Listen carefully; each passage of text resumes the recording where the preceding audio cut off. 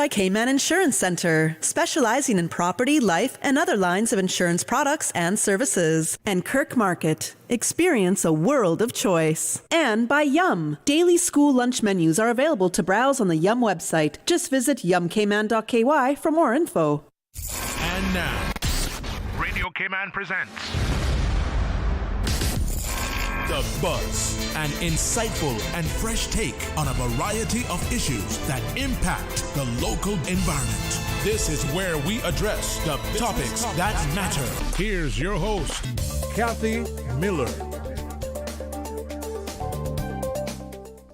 Good morning and welcome to The Buzz. I am your guest host, Orrett Connor, filling in for Miss Kathy Miller. We hope and we trust that everyone enjoyed the long holiday weekend and that everyone is safe and sound, healthy as well. So, this morning, my question to you is, are you a young storyteller with a passion for writing? If you are, then you shouldn't miss your chance. Don't miss that opportunity to get published, win exciting prizes, and showcase your creativity. You can submit your story by the 31st of May to get published. You can win prizes. So, unleash your imagination, share your voice, enter today.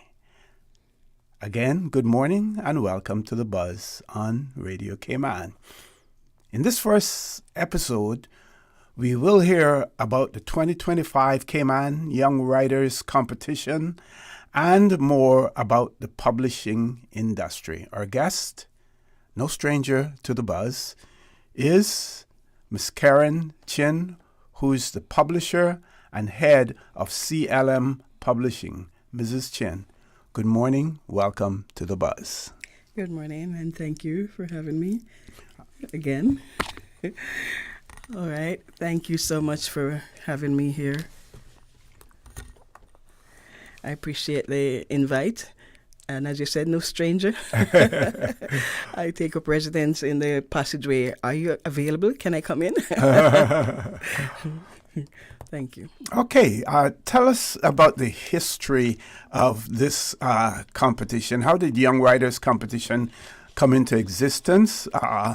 What was the inspiration that caused you to create it, and your main goals and objectives? Well, let's start with the last question, per se. Mm-hmm.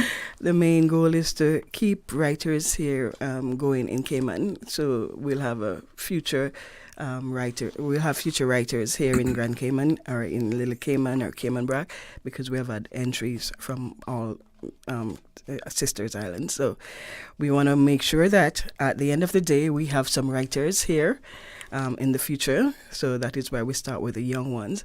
How we got started is always a funny story.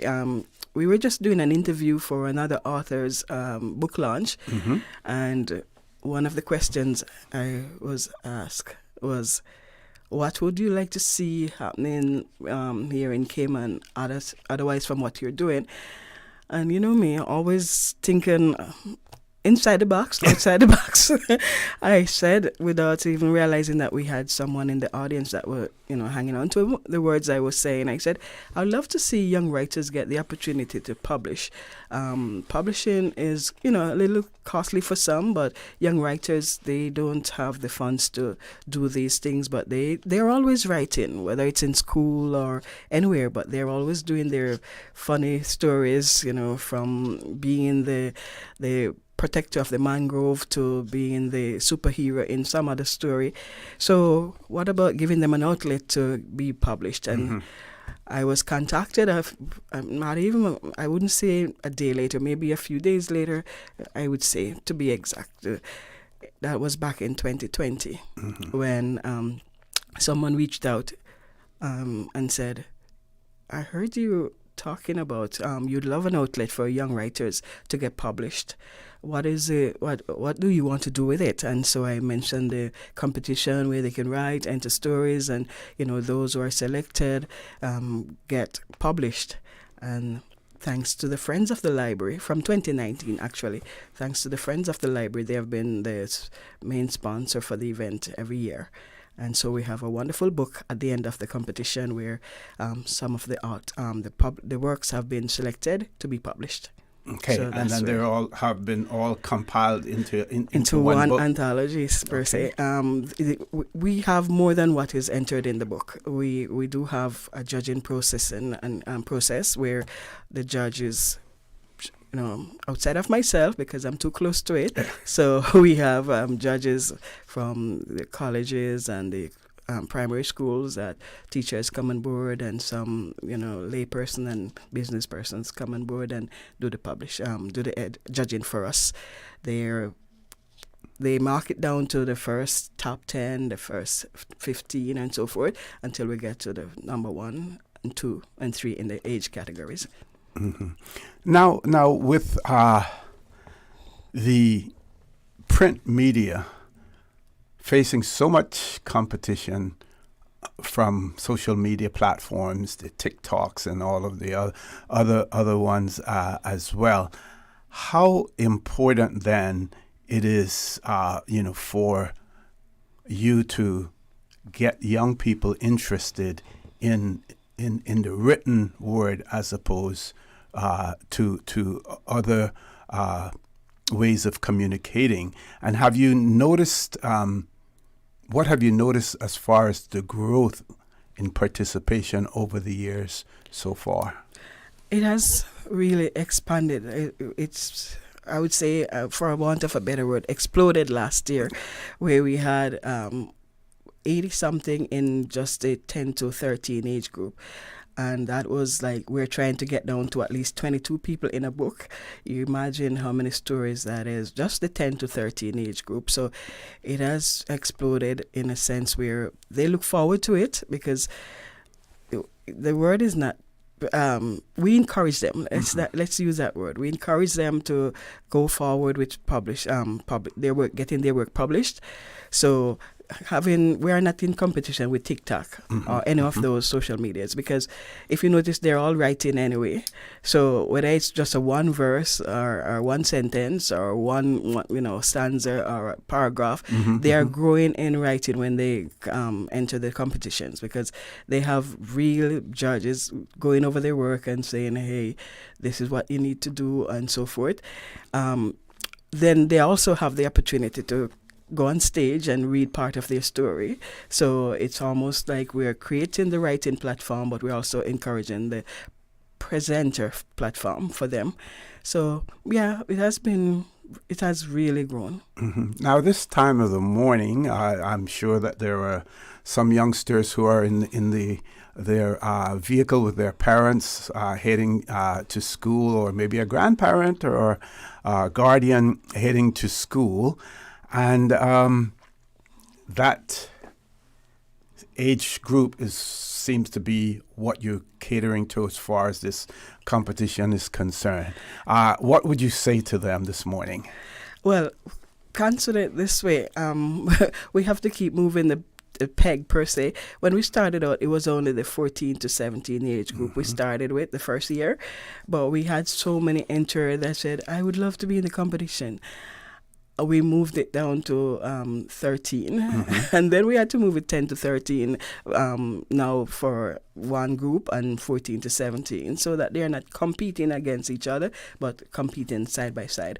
So my encouragement for anyone listening, whether it's parent, guardian, or even the child, to send an email to us so you can see what the submission information is all about, how to enter the competition, and so forth. So send an email to Cayman Young Writers with S, Cayman Young Writers @gmail.com, and just request the submission guidelines and so forth, and you will know whether or not it's for you.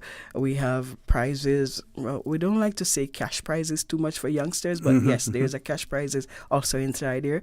They do get an iPad. They do get the opportunity to publish. They have a trophy and so many other stuff that they're given. So I would love for them to enter so we can continue with growing this population of writers. And can we talk a little bit about the rules, some of the rules, even though when they email you, they will get additional information, but let's get them interested, those that are listening this morning or may later on today revert to YouTube and replay it on YouTube. Okay, sure.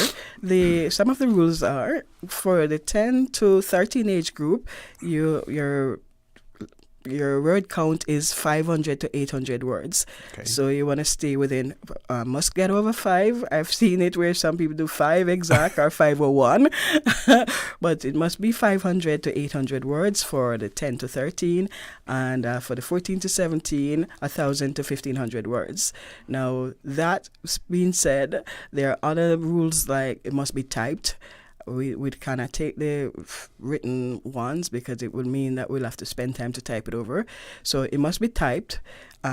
A lot of people send us on Google Drive, which kind of give us a little bit of a headache, especially if it's password protected. Mm-hmm, so if it's possible, download your story from Google Drive if that's where you use it, and send it as a Word doc. Please remember, Word doc, not PDF, but a Word doc to the email that I mentioned, caymanyoungwriters@gmail.com. Also, it must be 12 points. Sometimes they don't really stick to the 12 points. We don't quite penalize because some people feel that they have to write in 14 to see really proper or 16 font or so on. It's okay. We won't penalize you too much on that, but it's best to do 12 points, follow some rules, because what we're trying to also impart, not just writing, but also guidelines to when you're going through life. There are some guidelines that you must follow. So read the rules properly and abide by them. So that is why we set out some rules, or else we'll just leave it open and, take anything. But we want to also guide you to follow, read through something, get your teacher to help you to read through it, to find the guidelines and so forth. And that's that. What about artificial intelligence, and how do you double check to ensure that it is actually written by a human as opposed to written, I anticipated that there was a question going to be about the AI writing. There is a funny thing that some people don't realize, that when you write in AI, there's a mark that is on it. A lot of people don't realize that when you write in AI, you're going to find that it's not a stamp per se, but it has a mark on it. I cannot give it out because I wouldn't want someone to change it. But yes, when you write in AI, it shows you exactly where, if it was written in AI. Also, your voice. AI doesn't have your voice. It's going to be, it's there. I won't say... I'm not going to knock it. You can write a real good story in it if you can give it the guideline and tweak yourself out of it. It's coming. I can't change that. But if you want to keep your voice and your sanity and your mental version of yourself going well, best to write a story. You can always ask for help, but don't ask too much for the inhuman part of it to take on that human part. So AI is definitely out there. We can't stop the door from coming in. But 15 years ago, when people were writing GM for Good Morning, I'm one of those that still think GM is general manager, and I will say that much. So if you send GM to me, I would be like, why this person just couldn't say good morning? So you have to have that human part of it still in your writing. And so artificial intelligence, it's out there and it's coming. We can't escape that. But you really want to bring out the creativity. But I want the creativity and the humanity part of it, the humane part, to have the feeling of it, to write and to... They're far from having Alzheimer and those memory loss thing. But if you want to keep your mind flourished, it's best to write your own story. Okay. We're going to take a commercial break. Folks, the voice that you're hearing is that of Miss Karen Chin, who's the publisher and head of CLM Publishing. We're talking about the 2025 Cayman Young Writers Competition, And I believe the deadline for submissions is the 31st of May. Am I correct with that? Yes. Okay. And if you get published, you can win prizes, you can unleash your imagination and your creativity, you can share your voice. You have an opportunity to enter today. If you want to hear more, don't change that dial. Please stay tuned. The Buzz will be back shortly. The Cayman Islands boasts of a long, colorful, and rich history. In tribute to our roots, Radio Cayman, the voice of the Cayman Islands, is pleased to bring you the Historical Vignette Series, brought to you by Rotary Central. For more than 110 years, Rotary members have used their passion, energy, and intelligence to take action on sustainable projects. The Cayman Islands, He hath founded it upon the seas. Thomas Abraham Ebanks, 1882 through 1964. Mr. Abram is regarded as one of the patriarchs of West Bay. He started his life as a seaman and was miraculously saved during a storm that hit the Cayman Islands. Later in his seafaring career, he captained a mailboat which plied between Fort Myers and Okeechobee, Florida. Mr. Abram also pioneered the captive rearing of green turtles in Newtown or Governor Sound. Later in life, he started a small store. To augment his income, he became the collector of taxes in West Bay. When the government discontinued the discharge of cargo at West Bay, Mr. Abram was made the assistant warehouse keeper in Georgetown. His greatest contribution to the district was as an elder of the West Bay Presbyterian Church. Over the years, he influenced many young people to follow the straight path by his sermonettes and by his own example.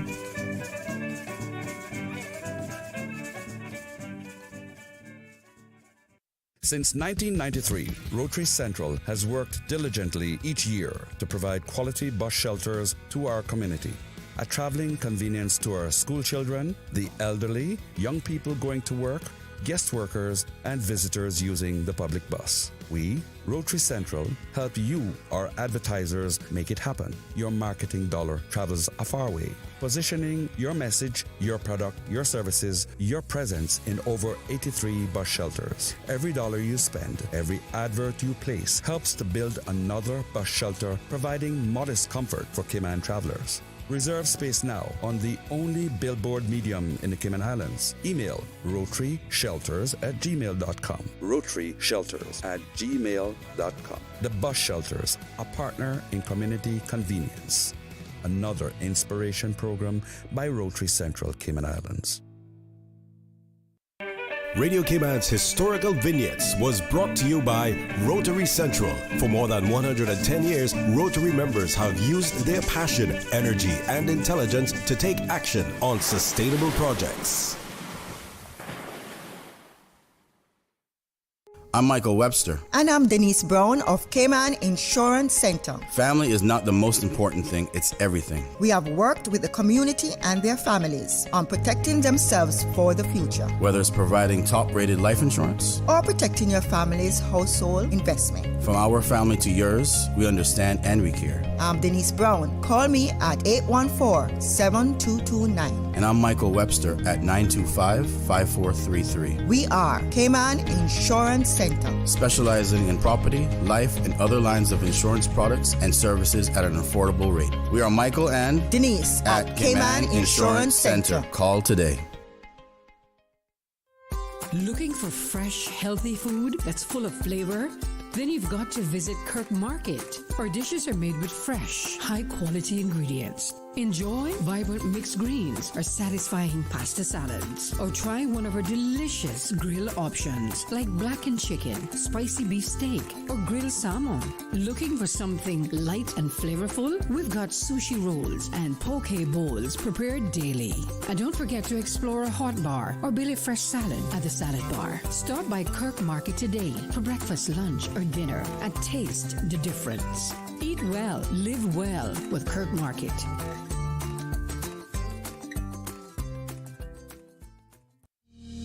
The Economics and Statistics Office is currently conducting the annual business surveys until June 13th. The surveys collect information to answer questions like, how did the economy perform in 2024? In 2024, how much did foreign companies invest in the Cayman Islands? The surveys include all relevant entities that produce goods and services in the Cayman Islands. The surveys are confidential under the Statistics Act and are exempt from the Freedom of Information Act. Your response matters. Do your part. Fill out and return your survey forms to the ESO. Remember, better data, better decisions, better business. For assistance in filling out the forms or for more information, visit eso.ky or call 244-4676 or 244-4600. The Buzz with your host, Kathy Miller.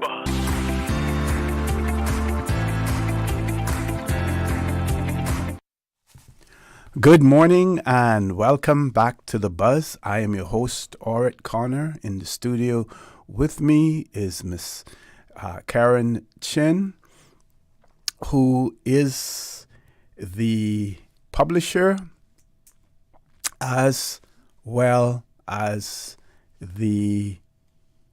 Okay, just bear with me there. Yep. Miss Karen Chin, who is the publisher of at CLM. We're talking about the 2025 Young Writers Competition. The closing date for submission, the 31st of May. I do believe we have a caller on hold, right? So is the caller on WhatsApp or on a regular line? Regular line, let's grab the caller. Caller, good morning. Welcome to The Buzz. Caller here.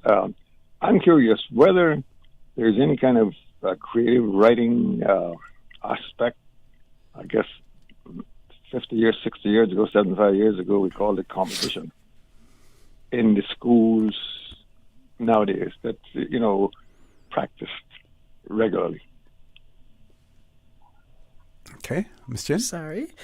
I heard the creative competitions in the school, writing competitions. I cannot speak to that really because with your English teacher, you're always writing in per se, not competition-wise, but to submit. Creative writing is still taught in school, as far as I understand, especially with it's part of CXC exams where you have the literature. So I think that's creative writing. It's not necessarily mentioned as a competition, but more like a subject in the school. So once you write your essays and so forth, your teacher is going to grade it. So you're really in competition with the others in the class, but it's not per se a competition. So 65 years ago, that sounds like Mr. Banks, right? we don't normally call their names unless they identify themselves. But good guess. You win a prize this morning for that. I'm sorry. That's okay. I always love listening to him and so forth. So and I would love to get his story on paper, publish a book with him. So I'm not too sure, but I'm sorry if I called. There are many Banks in Cayman. Yeah, so Mr. Banks. Now that you have been outed. Well, it is a very interesting subject because you can do it, exercises the mind in so many ways, Yes. And we used to have it it was a regular in class. We called it composition. Right? Yes. Composition. Yes. And I recall when I left here in 1954 and went to high school in Florida. I guess it was in a civics class or something that they had this basically the same framework, and I chose to write about Winston Churchill, and it just flabbergasted the whole the teacher, and because they never heard of Winston Churchill, and I wrote and I believe I still got it somewhere. Wow. So some of my rusting papers away, but anyway, it's cute because it exercises the mind and keeps you fresh. Mm-hmm. And plus of all, once you go through that kind of process, it stays with you all your life. Very true. I actually now sound like we need a second part of the competition for older books. Yes. Well, you go back to Mr. Birdie's writing, and he probably took composition in school, and that would probably go back 95 years. Yes, and writing is part of almost everything that you do. If you're going to be a politician, you have to write your speech, your manifestos. If you're going to do this or that, of course, many people pay other people to write for you. Yes. But and I must say that they're wonderful. It's a wonderful paying job when you get it right. So it's important to. That is why we call it in their own right, and we use a play on the word WRITE. I saw that. Yes, so in their own right, they're actually, and that came up by the Friends of the Library. Actually, I thank you, Mike Pillins, for doing that. He thought of it, and he said, it's in their own right. So they're writing, and we're publishing these stories, but it's what they are thinking, and we have had from the casting out of a demon to the mangrove protector. I don't know where these young minds really come up with these stories, but they are really thinking. And so, as you said, Miss Caller, that it's important. It's important that you keep the mind fresh by writing. So, thank you for that endorsement. Yeah, and currently there are two really prominent cases when you mention AI. That's going on in the world of printing and publishing and so forth. Elton John has spoke out very virulently here over the last day or two about this AI writing thing. And then there's another case that I saw somebody using the AI version of James Earl Jones and this was a recent yesterday or something, in an AI application. And even though they had got permission from the Earl Jones Foundation or whatever it was, the union that he was in is suing, I think it's a Canadian company, is suing this company for using, and so it's a big battle going on in the publishing and so forth. Anyway, good conversation. Thanks. Thank you. Thank you very much. And as you mentioned about the AI also, what people don't realize is it searches the web. So you're not really writing something new. You're actually pulling something from someone else's story to formulate your story. So when you're putting in anything in AI, it's going to go search the web. So if you ask it to write a song or you ask it to write a story, it's not thinking for you. It's just pulling a line from mine, a line from your book, a line from the next person, recreating something. So it's not new thoughts. It's more programmed to find something. It will go on Amazon, read somebody else's book, and because it asks you first and foremost, what genre are you looking to do? Are you looking to do mystery, suspense, drama, whatever? So it's going to search for someone else's work and put it together. And then Amazon has now where it's asked, did you use AI? So if you say no, and they discover that you have used AI in your writing, it's definitely you can be sued later on. And it don't make sense to let Amazon come after you, actually. Because if you're living in the poorhouse now, you'll be dying in. Yeah. I think we're almost to our 8 o'clock news, but very quickly, someone wanted to know whether or not only short stories are accepted, or what about poetry? We have been asked that a few years now. There's no way we can judge a poetry against a short story. So we don't have the poetry competition going on. It would be wonderful. I know that we could, open a new market for that, but I'm already wearing so many hats. I don't know, You need more heads, right? I know. So yes, it's a wonderful idea. That person could email Cayman Young Writers, and I could forward their information to the gentleman that is part of the Poetry Society here. And so, because they have open mics sometimes and have different stuff, so maybe that person could join in that group, and who knows, he will come back to me and ask if we can publish a book on poetry. Great. Yes. Great.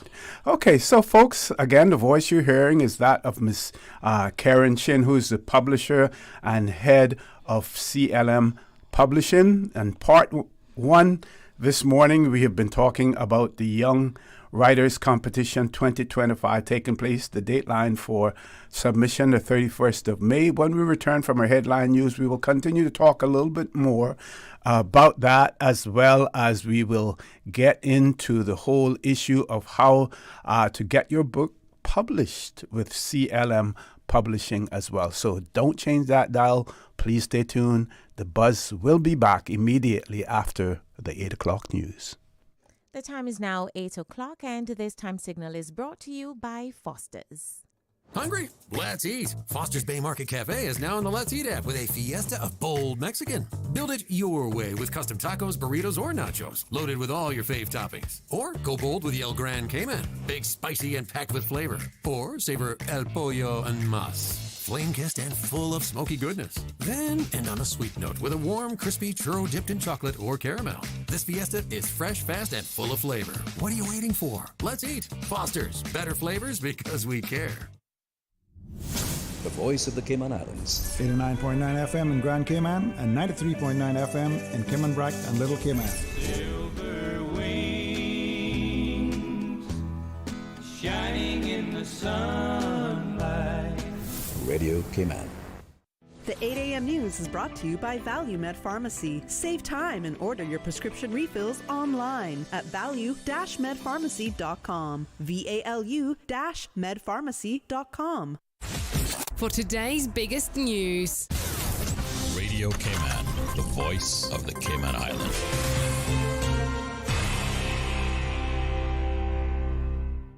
With your latest news, I'm Carsley Fuller. I'm sure that will be at the top of the government agenda. A hot topic during the recent election was immigration, and the governor believes the new administration will keep in mind that any policy must strike a balance. It's very helpful to be clear about what we are trying to achieve, and having listened to a lot of the debates across all of the parties, it's very clear to me that there are two priority objectives. One is to make sure that every Cayman has the opportunity to have a job. And the second is, I think, to look at the jobs that our Caymanian population are doing and to make sure that there is talent development. So it's not just about having a job, but it's about having that opportunity to progress in your job. Her Excellency Jane Owen describes both objectives as, quote, laudable and praiseworthy and in keeping with global trends. Having also seen the United Kingdom over the last however many years, 40 years in my career, I'm very aware that some level of the right immigration, bringing in talent, not necessarily to be here forever, the ability to attract talent is also a good thing. We need to get the balance right. The new premier has publicly said that immigration reform is top of mind for the National Coalition for Caymanians administration, committing to move quickly with some reforms within their first 100 days. 2 years' worth of data collection reveals more than 4,500 shark sightings in Cayman's waters. The Department of Environment's recent article on the Shark Logger Network was published this month in PLUS One. Over the 2-year study period, 69 divers conducted more than 24,000 dives, reported 4,666 shark sightings from 8 shark species across 472 dive sites. The 3 most popular sharks were Caribbean Reef, Nurse, and Hammerhead. Overall, divers saw more females than males and in fact never reported a male hammerhead. A, quote, significantly greater abundance of sharks were seen in Little Cayman, followed by Grand Cayman and then Cayman Brac. According to the data, there was evidence of seasonality in Caribbean Reef shark sightings, with, quote, significantly more individuals reported by divers in summer than during winter. That wasn't seen in the hammerhead or nurse shark populations. In terms of depth, reef sharks seen preferred depths greater than 20 meters, while nurse sharks were sighted at every depth and significantly more abundant in shallow water. Hammerheads liked it deeper than 40 meters. Some individuals of both species appeared, quote, highly site attached, with 100% of the sightings of those individuals occurring only at one dive site. Site fidelity appeared slightly greater for nurse sharks than for Caribbean reef sharks. Overall, reef sharks were described as more active than nurse sharks, inquisitive yet cautious of divers. Generally, nurse sharks were less cautious than reef sharks on encountering divers. Observers often describe them as, quote, friendly. You can find a link to the full article at doe.ky. Now with the check of international news, here's the BBC, which takes us out of the newscast. I'm Carsley Fuller. BBC News with Govinda Gill. A senior UN official has warned that 14,000 babies in Gaza could die within the next 2 days unless food aid reaches the territory. The UN's humanitarian chief, Tom Fletcher, said baby food brought in on Monday was a drop in the ocean. Permission has now been given for a further 100 aid trucks to enter Gaza. After more than 3 years of talks, the World Health Organization has adopted an agreement on how to handle future pandemics. No countries voted against, but 11 abstained.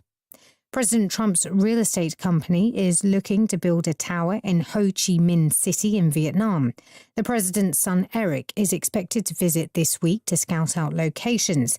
The trip coincides with talks between the two countries over tariffs.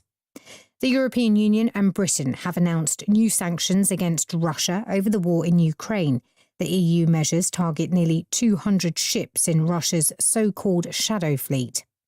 A court in Britain has sentenced an Egyptian asylum seeker to 25 years in prison for smuggling migrants across the Mediterranean Sea. He organised the illegal crossings of nearly 4,000 people. That's the latest BBC News.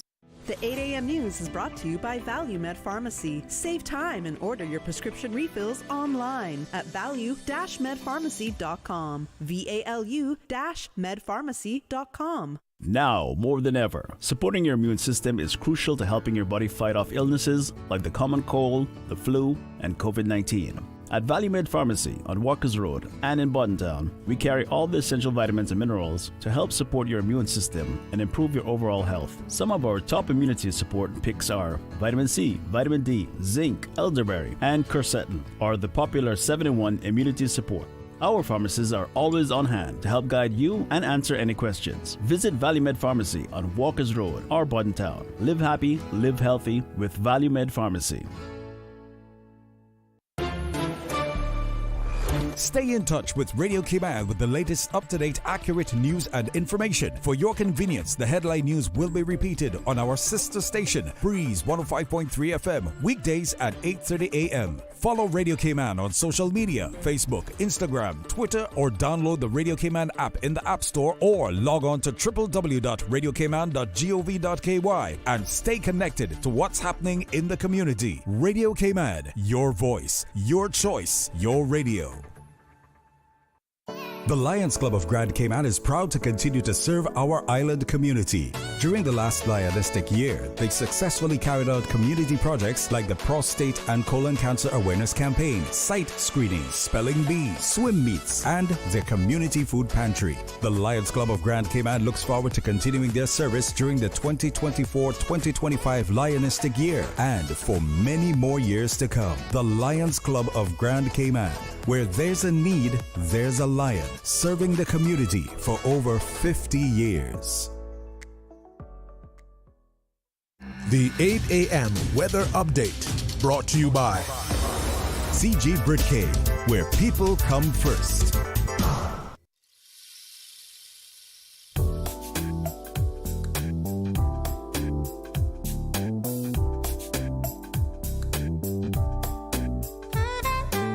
It is 8:08 right here on Radio Cayman, and it's now time for your weather update. The temperature is about 84 degrees with relative humidity 90%, barometric pressure 101, that's 1012.7 millibars. Winds are easterly at 4 knots.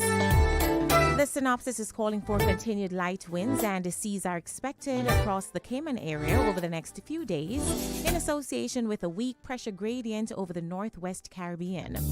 Radar imagery shows isolated showers in and around Cayman, moving towards the northwest. The forecast for today, expect mainly sunny skies, becoming partly cloudy at times with a 30% chance of showers. Temperatures will rise to the low 90s with a heat index near 102 degrees Fahrenheit. Winds will be east to southeast at 5 to 10 knots, and seas will be slight with wave heights of 1 to 3 feet. And for tonight, expect mainly clear skies with a 20% chance of showers. Temperatures will fall to the upper 70s. Winds will be east to southeast at 5 to 10 knots, and seas will be slight with wave heights of 1 to 3 feet. Looking over at the tides today, At 10:38 a.m., expect low tides. This afternoon at 4:40, expect high tides. And again, a low tide at 10:29 p.m. Sunset this morning was 6:54. No, sunset today, so that's later on. I'm jumping ahead of the time. Sunset today will be 6:54. And earlier this morning, we saw sunrise at 5:49 a.m. And the outlook is for similar weather conditions through to Friday morning. That was your weather update. This is Radio Cayman.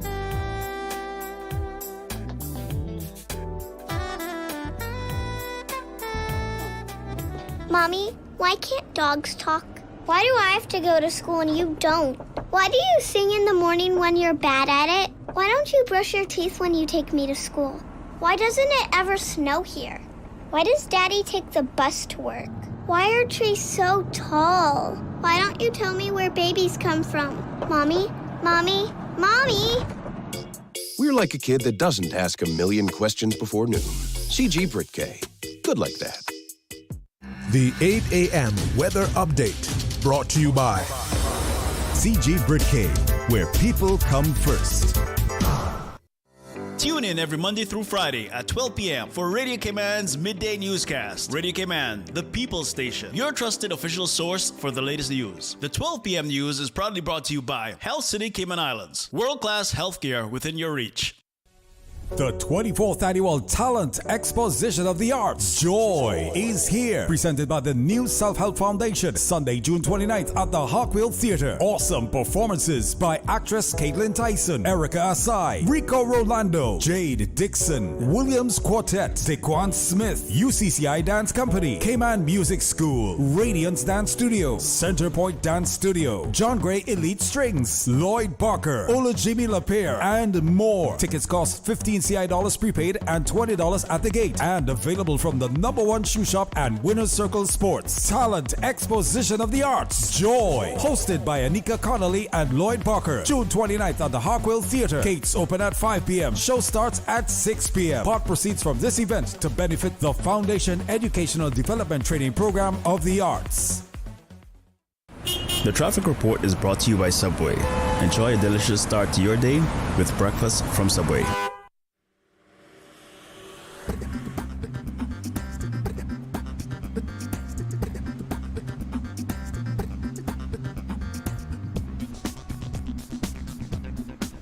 It is now time for your traffic update. Looking at what's happening on our roads this morning. Traffic on the east-west arterial and on Shamrock Road is seeing a moderate flow of steady traffic. And the traffic is moving pretty good on Godfrey Nixon Way and Eastern Avenue, and on North Sound Road. And you can expect that steady flow of traffic all the way to the Butterfield roundabout. Over on Edward Street and Shedden Road, traffic is moving at a pretty good pace. Crew Road is moving slowly, as expected. Over on West Bay Road, traffic at the West Bay four-way coming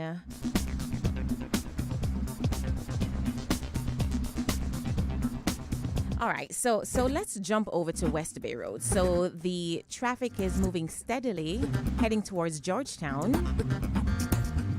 And coming from the West Bay four-way road, the traffic is moving pretty smoothly. So if you are on any of those roads and you're heading to work, heading those directions, you can expect this kind of traffic flow in the areas highlighted. It's 8:14 right here on Radio Cayman. Stay tuned.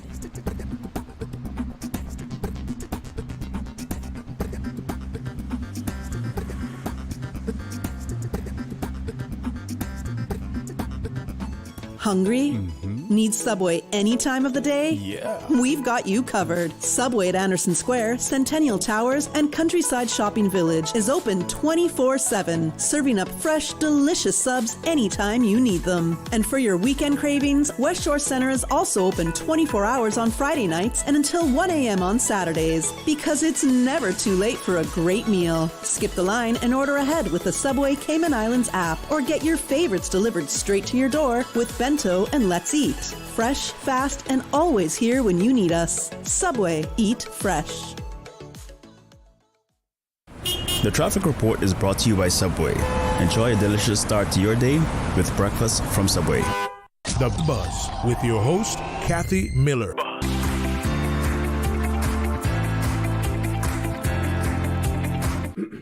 Good morning and welcome back to The Buzz. I am your guest host, Orrett Connor, filling in for Miss Kathy Miller.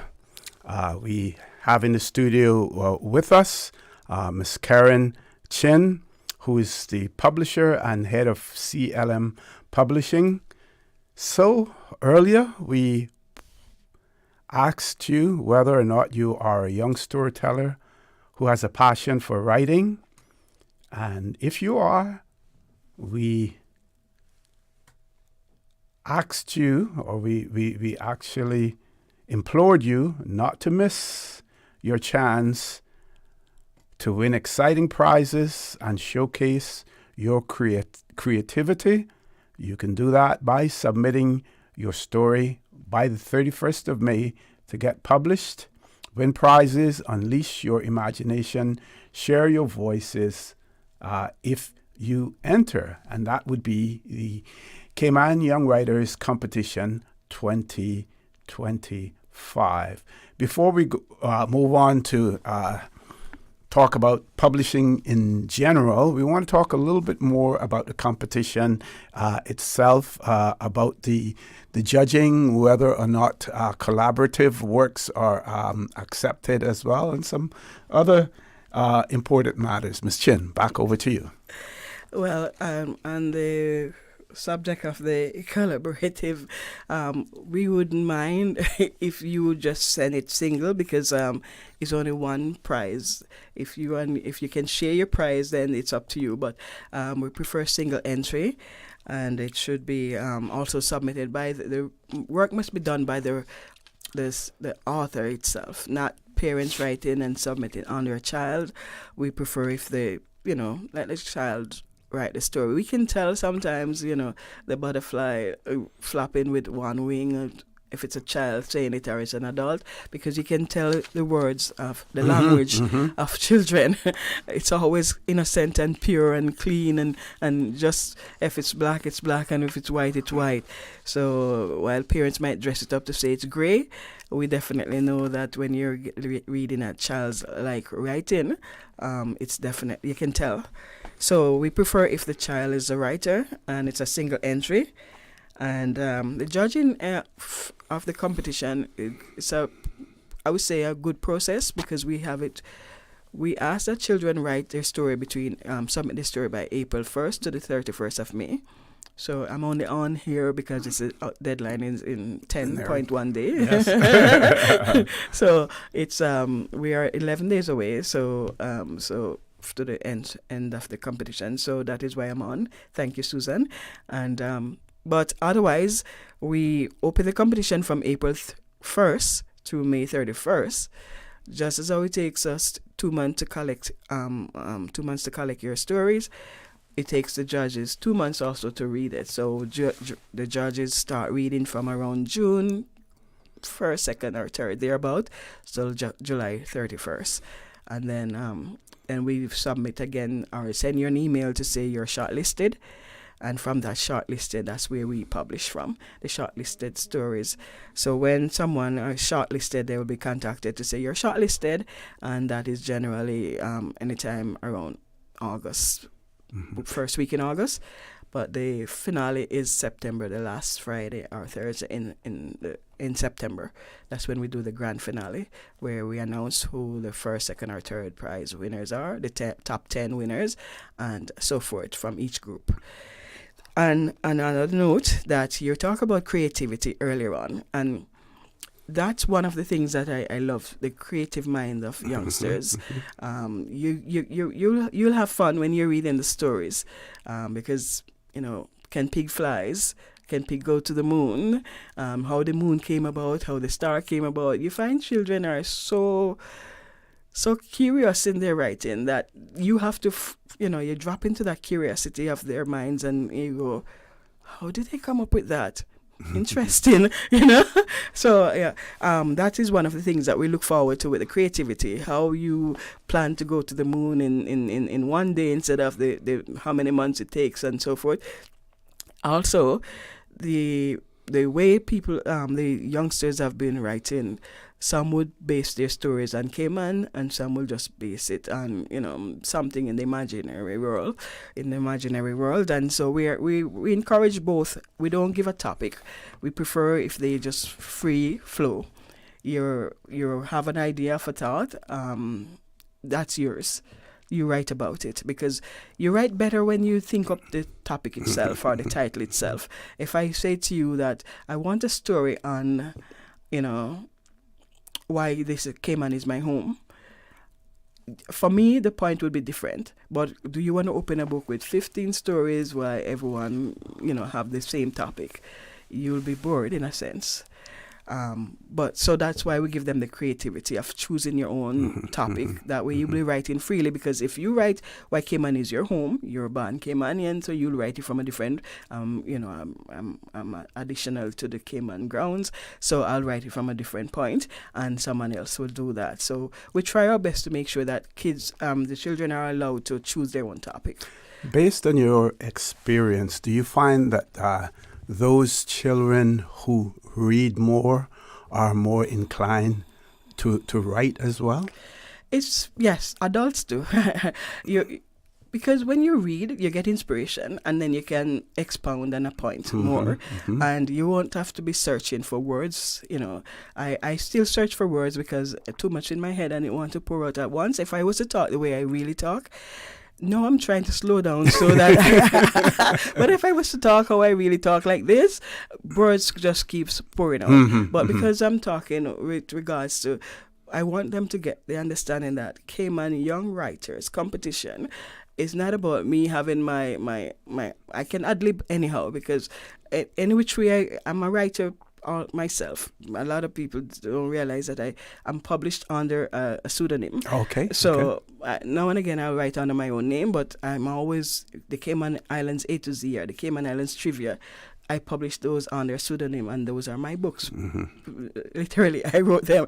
But it's what I do is when I talk like how I really want to talk, then you'll have to run with me because I can really talk fast. But I realize that for others to understand some of what I'm saying, I need to think, slow down, and count my words, which is kind of putting me in a little tight box, because I am one that you will hear my voice later on when I can talk about the CLM publishing, because I that's me. But here I want to make sure that it is understood that Cayman Young Writers is for children writing. And I want them to get the Cayman Young Writers at gmail.com. That's the email address to submit your writings, and also to request the application form, because yes, we want the story to come with a submission form, because we need to know your name, we need to know what the story is called, we need to know your age, which group you're writing for. Don't just send us the story. Take the submission form, fill it in, and submit it with your story, so that we know that this is your story, this is your age, this is the school that you're writing from, because we do get them from different schools. As you can know, you saw earlier on, we put them in the school. Yeah. Yes, I was going to mention that, and to say that on the screen, those who are watching us on YouTube would see two books there. Do you want to talk a little bit about those two and give us a little history, of it, of sure. them? Sorry. The Cayman Young Writers, in their own right, WRITE 2023. That's each year we come up with another cover and some creative way to use the children's photographs on the cover and inside the book. So we actually in 2023 we put CYW in just a straight line. In the 2024 we kind of zigzag so that you're still spelling CYW with the photographs, but the schools are mentioned inside there where the child is from. Sometimes we get a lot from a particular school, and it's so many that we said maybe this year we need to stop saying which school because it just seems like the competition is for one particular school because the amount that we get from that school. And that is just those who made it in, not just all of them that entered, because we do have a lot more that didn't make it into the top 23. Is there any significance that, so much is coming from one school? Would you hazard a guess as to why? I would say that the teachers participate.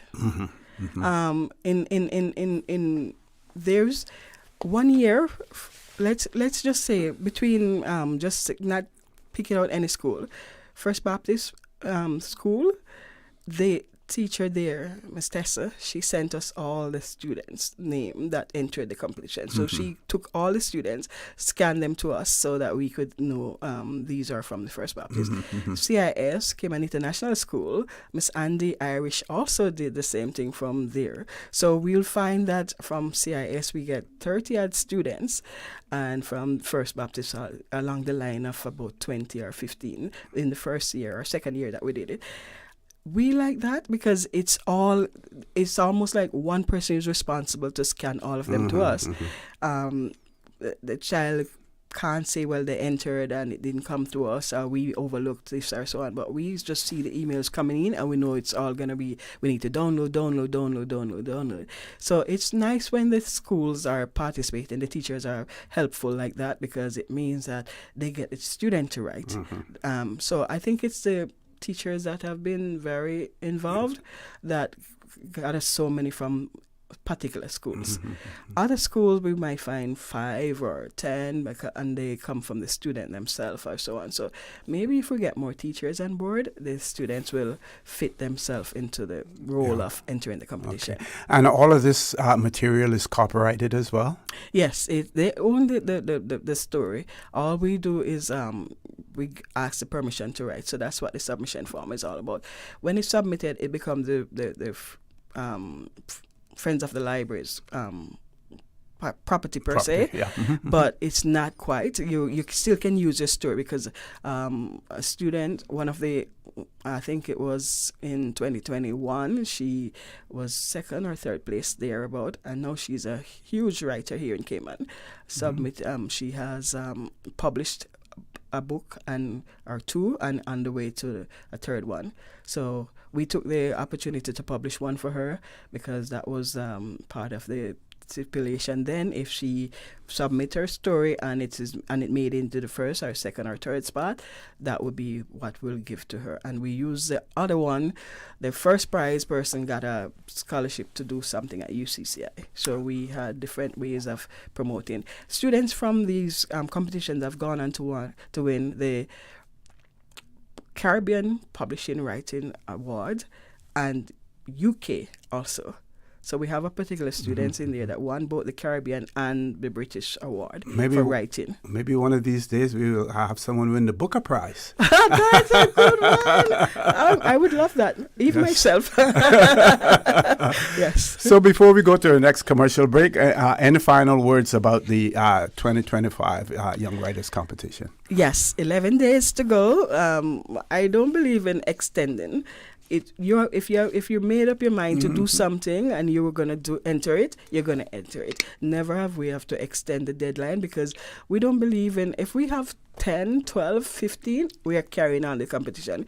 I am not going to reward you for, being late or didn't have the time to. We don't do that. It's the 31st. We cut the 31st. We don't extend. And so we're hoping that in the 11 days that is out there, that creative story that's been, itching at you, just put it on paper. You don't have to worry about editing and so forth, because we do the editing before we publish. So you don't. We want you to write it clean though, but don't worry about trying to get it edited and all of those wonderful stuff. But make sure the story is put together that we can read it from start to end without have to wonder if the end was the middle or so forth. So remember, a story has 3 parts: the start, the middle, and the end. And you can even write the ending before you get to the beginning, because it's how a story grows. You know how it's going to end, so all you need to fit in is the start and the middle. So that part, we would love for you to submit by the 31st of May. I like to say midnight, but it's not. It's 11:59. Yes, 11:59 p.m. Because once you get to that 12, my clock could be saying 12:01, and we have disqualified people for that 12:05 kind of stuff. What if somebody decided to be creative and said to write something better late than never? Yes. and that would be really creative and submit it at 12:01. and I would say, I'm sorry, you are definitely not really living up to that thing. It is next late. year. You have to wait till next year, right? Yes, we have done that a few times where people said, "Oh my gosh, I just remember this morning, and can you?" I said, "No, we cannot cut any slack on that. We have to stick with the rules, and the rule is 11:59 p.m. That's it. 12 flat, but not 12:01. So there you have it. Make sure that your entry is in to us by 11:59 p.m. or 12 midnight, but that's it, on the 31st of May. And submit. You can ask for the competition guidelines by just emailing us, caymanyoungwriters@gmail.com. Okay, folks, the voice you're hearing there is the voice of Miss Karen Chin, who is our guest this morning on The Buzz. She is the publisher and head of CLM Publishing. When we return, we will be talking about publishing, how you can go about being published by CLM as well. So don't change that dial. Please stay tuned. The Buzz will be back shortly. I'm Michael Webster. And I'm Denise Brown of Cayman Insurance Center. Family is not the most important thing, it's everything. We have worked with the community and their families on protecting themselves for the future. Whether it's providing top-rated life insurance or protecting your family's household investment. From our family to yours, we understand and we care. I'm Denise Brown. Call me at 814-7229. And I'm Michael Webster at 925-5433. We are Cayman Insurance Center, specializing in property, life, and other lines of insurance products and services at an affordable rate. We are Michael and Denise at Cayman Insurance Center. Call today.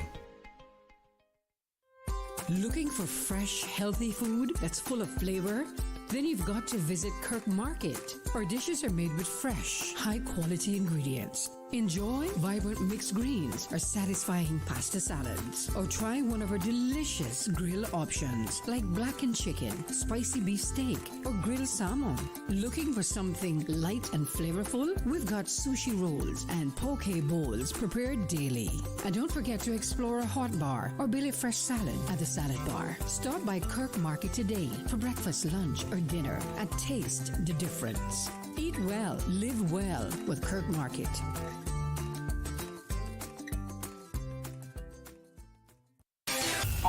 Social media, X, formerly Twitter, Facebook, Instagram.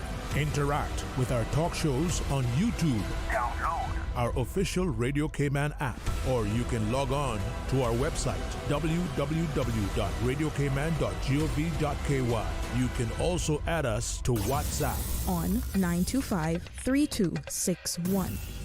All the latest information, breaking news, community events, and more. Radio Cayman. The Buzz with your host, Kathy Miller.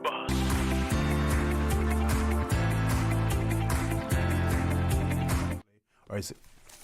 Good morning and welcome back to The Buzz. I'm your host, Orrett Connor, filling in for Miss Kathy Miller. In the studio with me, we have Miss Karen Chin, who is the publisher and head of CLM Publishing in the Cayman Islands. Before we go on to talk about how you get your book published, one question that we had that we wanted to cover as to the Young Writers 2025 or the annual Young Writers Competition whether any thought has been given to expand this competition regionally.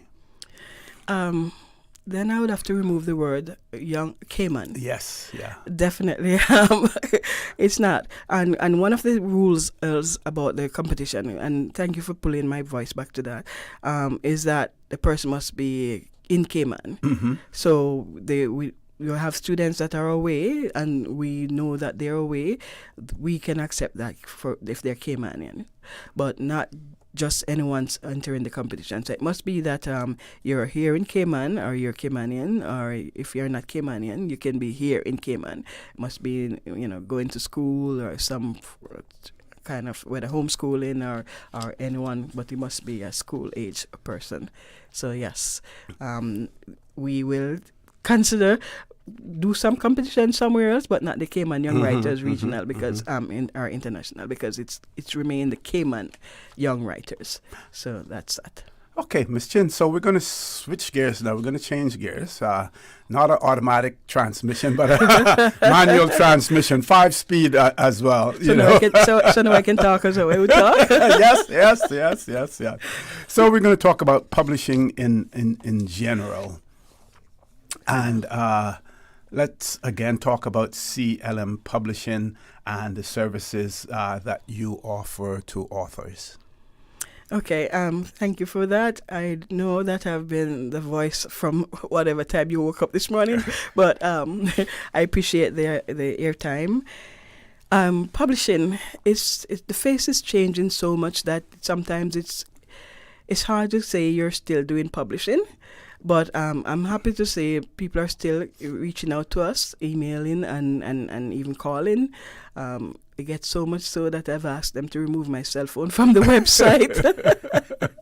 Because you never know when you're going to get a question and it, whether it's far and wide. We get persons interested in publishing through us from England, Canada, US, and so forth. So it's not just publishing in Cayman Islands.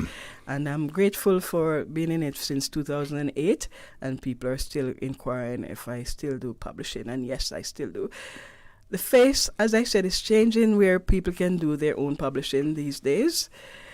But I will encourage you that if you're going to do your own publishing, still get it edited by a professional and still get your designs, your cover design, your layouts and so on, because it's, at the end of the day, you only have that one time to impress the person. If you're going to write more book, then they might just cross you off of not being, professional, or your writing is not up to par, so they will not pick up another book by you. So you want to make sure that any time of the day you're going to be publishing, just get your stuff edited and properly layout and cover designs and so forth. So yes, publishing, I'm in it. Okay, let's.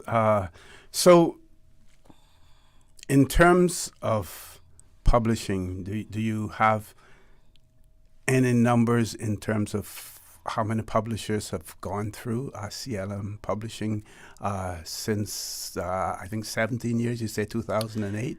If your match is that good, go ahead with it. Since 2008, yes. We have so far around 300 authors that we've published, and it may be more, but let's stand at the word 300, because if someone said, oh, I'm counting and I see there's 301, glad I said it's maybe more, but we have not been keeping a record per se of saying that we have published 1 or 2 or 3 or so, but we have been keeping a record as to how well our authors are doing in terms of, have they gone on to doing something else. You have some people that came through the door, did one book, and they're okay with one book because that's what they wanted to tell, one story. But we do have some clients that keep coming back, have gone on to 4 or 5 books. And we have some new prospects that have more than one book as well, more than one. So we are in the process, or in the business, to be here to help still. And while I'm doing my own writings, as I mentioned earlier on, and I do my own books sometimes, I still assist or still publish if you come through the door asking, can you assist me in publishing? We have also had people that I can't publish their work, but I would say this is where you could go to get that done, because even though I am a publisher, my first and foremost personality is Christian, and also not just that, family. So if it's not family based, or if it's not clean enough for the entire family to read, I would say 99.9% of the time we'll just say no, we're not going to do it. And another time we'll say, I can't do it, but here is someone that can do it for you. So we have, assisted people with that. The funny thing is, I've never charged a consultancy fee, and so I should have been doing that for years. I would be better off far financially, right? Yeah, I mean, to see a publisher, you have to make an appointment, of course, and to also pay some money. But I've been to Cayman, where I'll do it for you.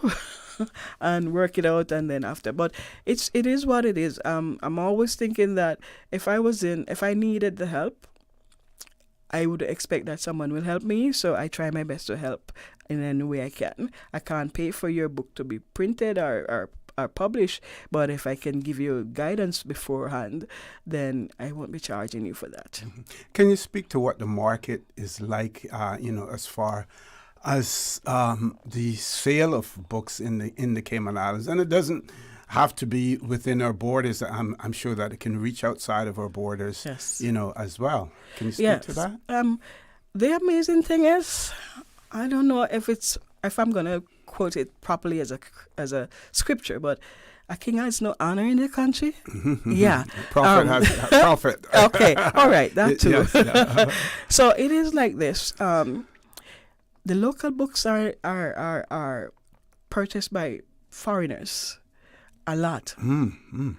And when you say that to the bookstores locally, and I will knock anyone that I am willing to stand up to it and say that, yes, I have proven it.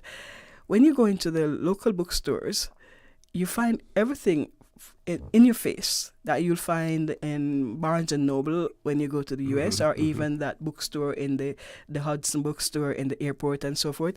You find all the authors that the Michelle Obamas and the other authors in the front of. They're Americans, and they're right there, and they're right there on the shelves. When you go into local bookstores, and we don't have many, so you find that you have to go through the curves and the turns, and possibly you have to ask, can you tell me where the local bookstore book authors are? And they might point you to a corner that is so obscured, you have to wonder, how are people to see this? Now, if you're in the Cayman Islands and if we bank ourselves on tourism and all of the wonderful visitors that will be coming, wouldn't it be proper to put the Cayman books in the front?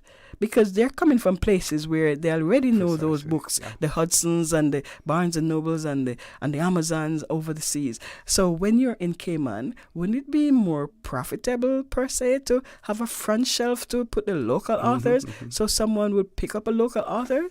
I am just saying, I'm not really knocking anyone, I'm just saying the truth. Local authors you ask the question, how are things here for authors? It is frustrating, to find a nice word for it. It is a full-blown migraine headache to wonder, where can we find these local authors' books before you have to thread through it. If you notice the aisle in Foster's or any supermarket, they put some stuff in the front to pull you in further and pull you in and pull you in, and then before long you have a grocery full of stuff. So if you know that a overseas person is going to come in for a book, put the local artists first, and then let them go search the other places for the other books. Then that is that publishing, or is that me griping as an author? I don't know. Let's just say that it is. No, it's a very valid point. It is a valid point. You have let's say J.A. Roy Barden, that I haven't published any of his books, but we still talk and I still promote it in More Than Words. That's another subject. But whenever we think about it, his book is like, who's a local author? J.A. Roy Bodden. They might not remember Karen Chin or E.K. Jasmine or whatever, but they do know J.A. Roy Bodden. Who's another local? Susie Soto. So we are, those kind of Cayman-centered authors and books can be like when someone walk in the store, say should be a special category for for them, and it should be prominent. Yes, and not to mention in the schools either. But let's say that's another story.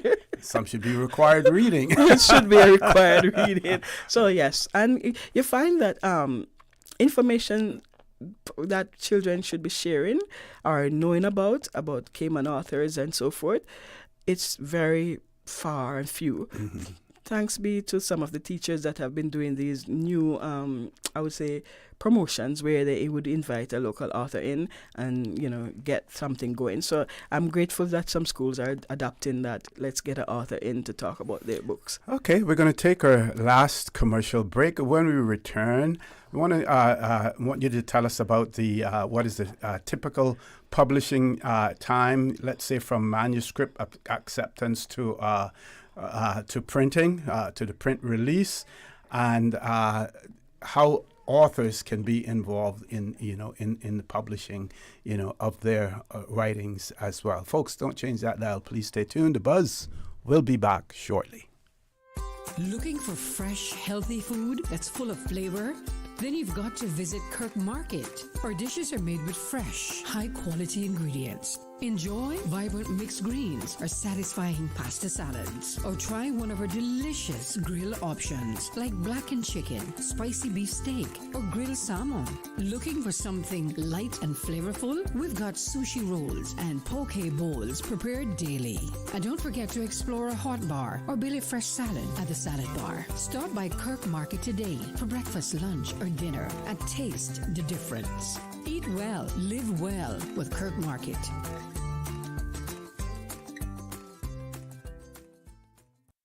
Attention all residents of East End and surrounding areas. The Lions Club of Grand Cayman PACE Committee invites you to their health educational evening on Wednesday, May 21st at the East End United Church starting at 6:30 p.m. Guest speakers are Dr. David and Dr. Mobeen from Grand Harbor Medical, who will be discussing colon and prostate cancer diagnosis, treatment and prevention, and Dr. Sidney Ebanks, who will speak about hypertension and diabetes. Men, come on out and get your PSA test done for free. Remember, early detection saves lives. Refreshments will be served. Radio Cayman Super Jam Show, the #1 drive time entertainment show on your radio.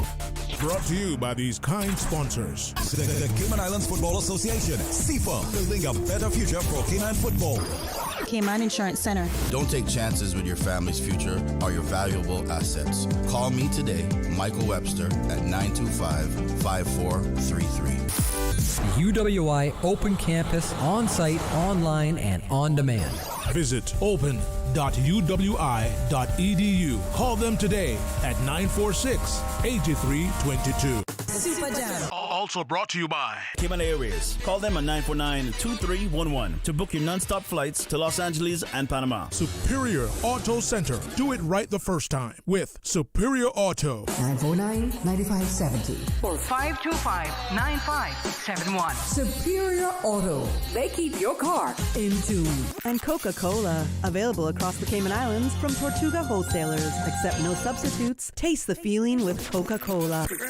An Ocean Deep Mobile Massage, your go-to for high-quality massage and spa services. WhatsApp 924-4159 or email oceandeepmassage21@gmail.com. The #1 drive time entertainment show on your radio. The Buzz with your host, Kathy Miller.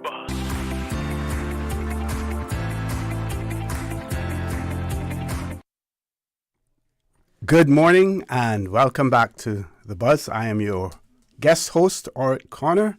My pleasure to have in the studio with me this morning Ms. Karen Chin, who is the publisher and head of CLM Publishing. We have been talking about the 2025 Young Writers Competition, as well as in general publishing through CLM, as well. So before we went to the break, we wanted to know about the typical publishing timeline from manuscript acceptance right up to print.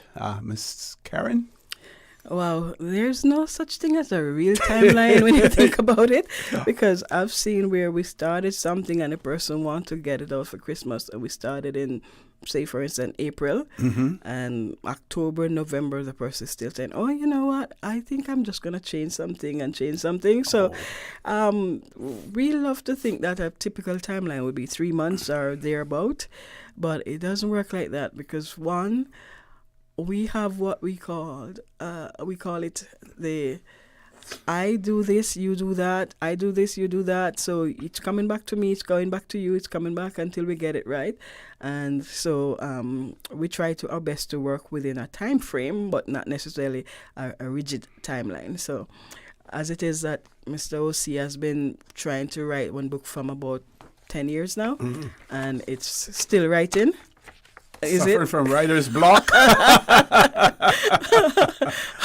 So let's just say, you touched base with us about 10 years ago and said you're going to publish your book.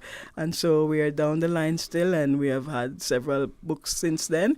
And you're saying, I'm coming, I'm coming. You should see me there. I'm getting there. I think I'm on the 4th chapter.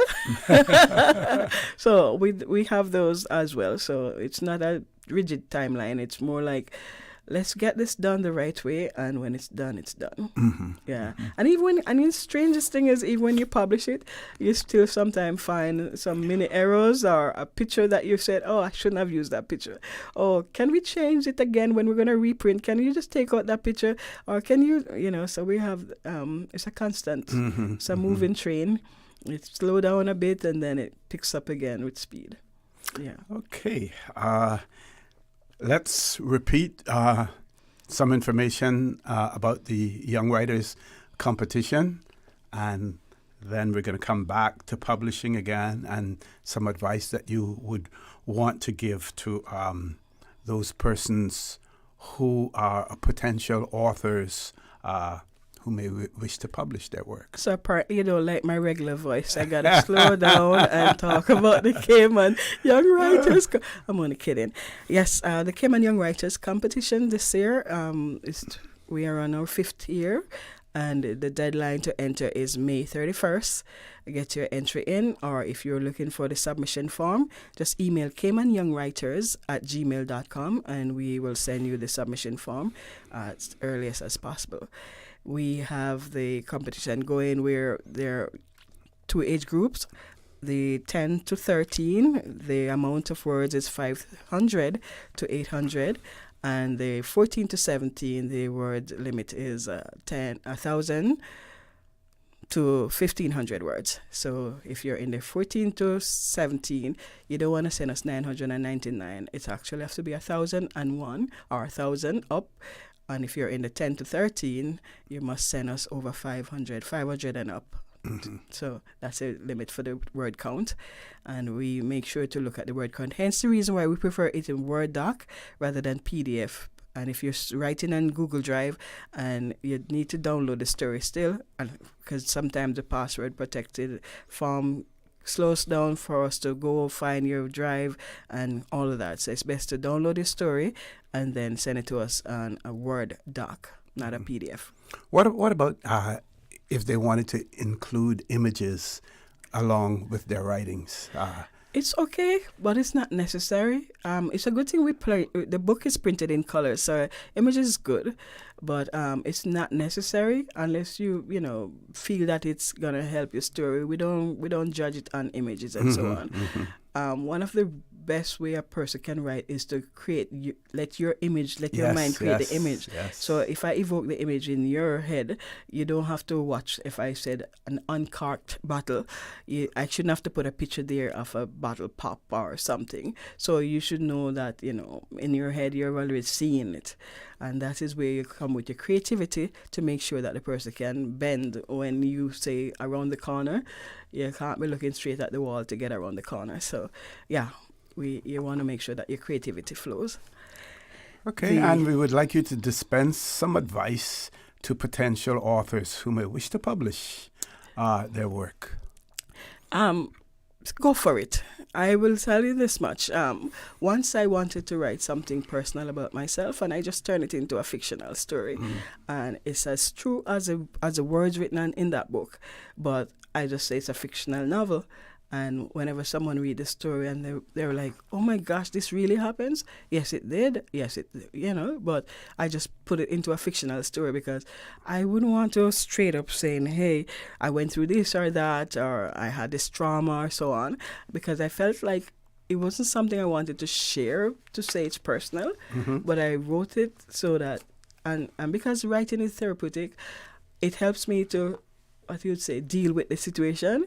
And by me putting it on paper, and it became a very interesting fictional story for those who are reading it. But it was my life living the content is my life.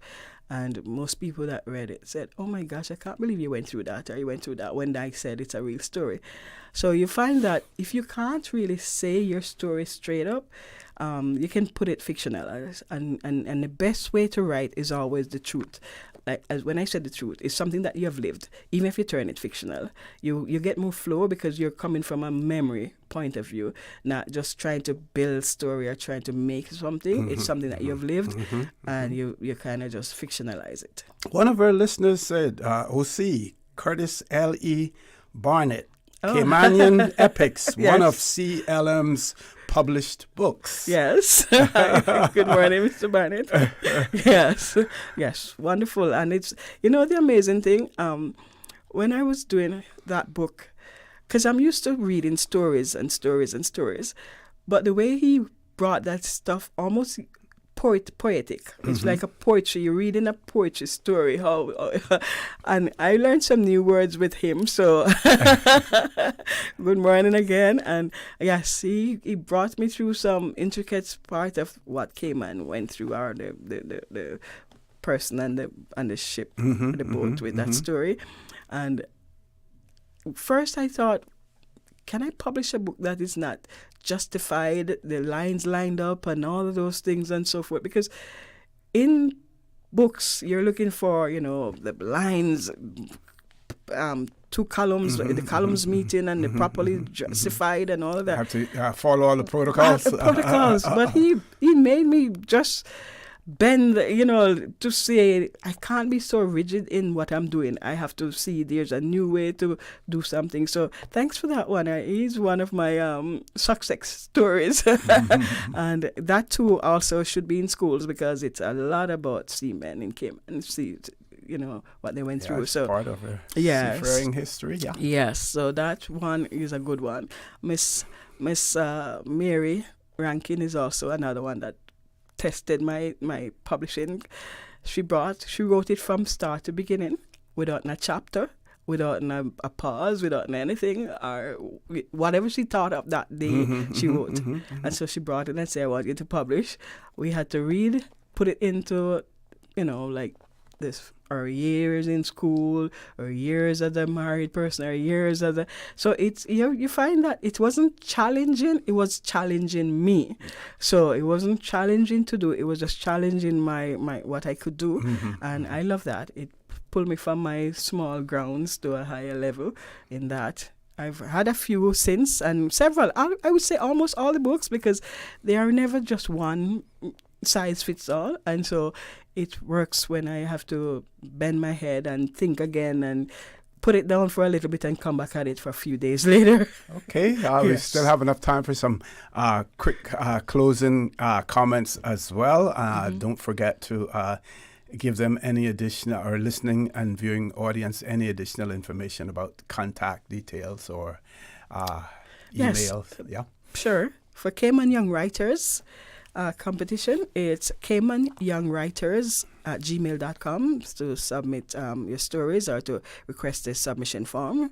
And for the publishing with CLM Publishing, it's production@clmpublishing.com. clmpublishing.com. So production at clmpublishing.com. And I would encourage everyone, whether you're just starting to write or you love to write poetry. And speaking of poetry, I did Signs of Us with Aniki, and that's Cayman. Hill, yeah. That's Cayman right there, Aniki Hill. And that's so many books are so Cayman enriched, and they are being shoved in the back shelves. And it's important that children recognize that these are their own Caymanians, and they can admire the writings as well and enjoy them as well. So I would suggest or encourage the new education and even the outgoing ones that were there to look into this, that Cayman schools, whether private or public, should be encouraged to have some some Cayman writers authored books in the schools. Mrs. Chin, we want to thank you for joining us on The Buzz this morning. Folks, up next, we will have Radio Cayman's news and headlines. Property, and life, and then other... segment 2 of The Buzz, where we will be chatting with representatives from YMCA Cayman Islands. So don't change that dial. Please stay tuned. The Buzz will be back shortly. The Buzz is proudly sponsored by Cayman Insurance Center. Radio station. Radio Cayman is the voice of the Cayman Islands. From Radio Cayman's newsroom, this is Headlines. Local, regional, international news. The headline news is brought to you by Kirk Market and Health Services Authority. AMR Consulting Engineers' application for an apron extension, generator, and utility building at the Owen Roberts International Airport has been given the green light by the Central Planning Authority. Much of the parcel is zoned for airport lands, although roughly 2,200 feet of the coastline is zoned as mangrove buffered. The Department of Environment did not oppose the application and recommended that a condition be imposed requiring submissions of mitigation plans, which the CPA did include as a condition of its approval. The United Nations says Israel has given permission for around 100 aid lorries to enter Gaza. Israel has blocked all aid from entering Gaza for the past 11 weeks, saying it was putting pressure on Hamas, which it accused of stealing aid. On Monday, Israel allowed 5 lorries across the border, which the UN humanitarian chief Tom Fletcher called a, quote, drop in the ocean. Fletcher also said some 14,000 babies could die in Gaza in the next 48 hours if more aid doesn't reach them. Overnight, Israeli airstrikes on Gaza killed at least 38 Palestinians in half an hour, according to medics there. The UK Prime Minister says he's, quote, horrified by the escalation from Israel. Those are your headlines. I'm Karsley Fuller. More news available at www.radiocayman.gov.ky. Check out our social media pages: Facebook, YouTube, X, formerly Twitter, Radio Cayman Headline News.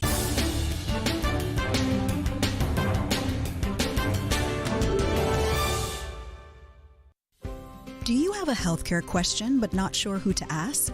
Contact HSA's Patient Call Center to speak to one of our experienced clinical team members. We are here to answer your questions and help guide you through your healthcare journey. Need to make an appointment? Our team can help.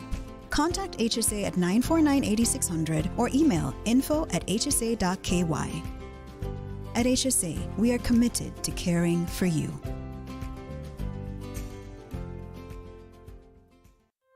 Looking for fresh, healthy food that's full of flavor? Then you've got to visit Kirk Market. Our dishes are made with fresh, high-quality ingredients. Enjoy vibrant mixed greens or satisfying pasta salads. Or try one of our delicious grill options like blackened chicken, spicy beef steak, or grilled salmon. Looking for something light and flavorful? We've got sushi rolls and poke bowls prepared daily. And don't forget to explore a hot bar or Billy Fresh salad at the salad bar. Stop by Kirk Market today for breakfast, lunch, or dinner and taste the difference. Eat well, live well with Kirk Market.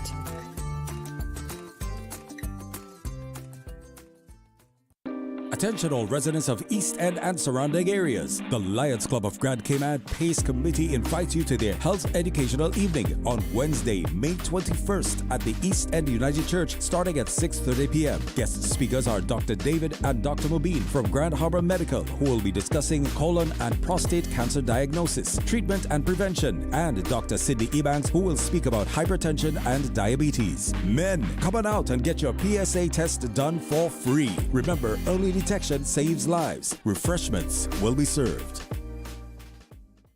The Buzz with your host, Kathy Miller.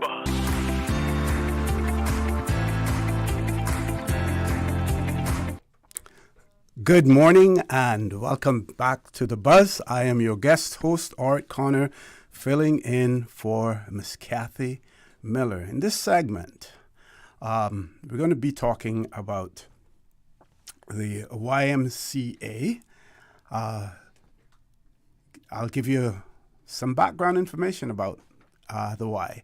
Officially introduced to the Cayman Islands in November of 2012, the YMCA of the Cayman Islands is a non-profit, community-driven organization dedicated to strengthening individuals and fostering a positive social impact. Grounded in Christian principles, its mission is to help people unlock their full potential by nurturing a healthy spirit, mind, and body. Guided by core values of honesty, caring, respect, responsibility, and faith, the YMCA offers diverse programs including after-school activities, sports, camps, leadership training, and aquatic programs.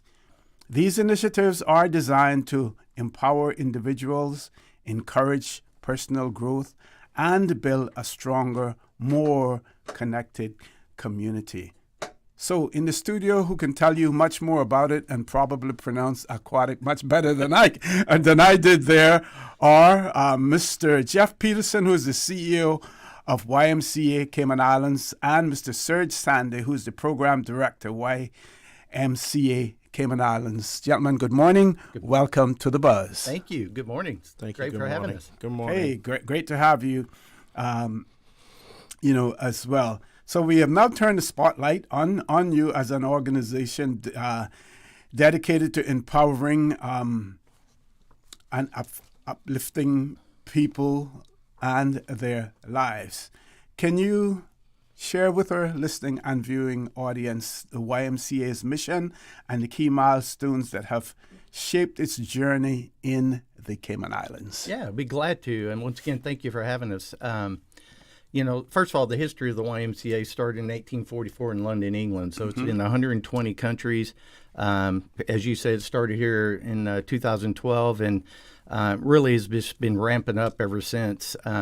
Our mission really is to help people reach their God-given potential by putting Christian principles into practice in ways that build healthy spirit, mind, and body for all. And I think the for all is so key to that, besides our Christian principles, because we are here for all. We run an annual campaign every year to make sure every child, right now our big focus is youth, that every child has the same opportunity, and making sure that they can participate and hopefully grow and thrive in our programs. So we're very blessed with that. We have great supporters in the community, from foundations to donors. And I would even put up there our partnerships that we're just blessed to have. That really has shaped the milestones, I believe, from the time the Y started with community leaders being concerned there wasn't enough youth programs and there were service gaps, to the overall partnerships that we have with the government to run the extended after-school program. And then also the one that we just finished up that is now really thriving, the Little League partnership that the YMCA Little League had to renovate the Field of Dreams, and now is serving hundreds of kids, and really it's become a community hub. Okay, Serg. Yeah, I think Jeff really covered most of what it is we really focus on as an organization. I think when we look at our mission and that that section where it says for all is something that we really take pride in offering really diverse amount of activities. So make sure we're covering all our bases in baseball terminology to be able to provide opportunities for families on island. Okay. In the Cayman Islands, YMCA appears to fit in, quite well with what the Cayman Islands are all about, where we came from in terms, our Christian heritage, something that we have enshrined in our Constitution as part of our Bill of Rights as well.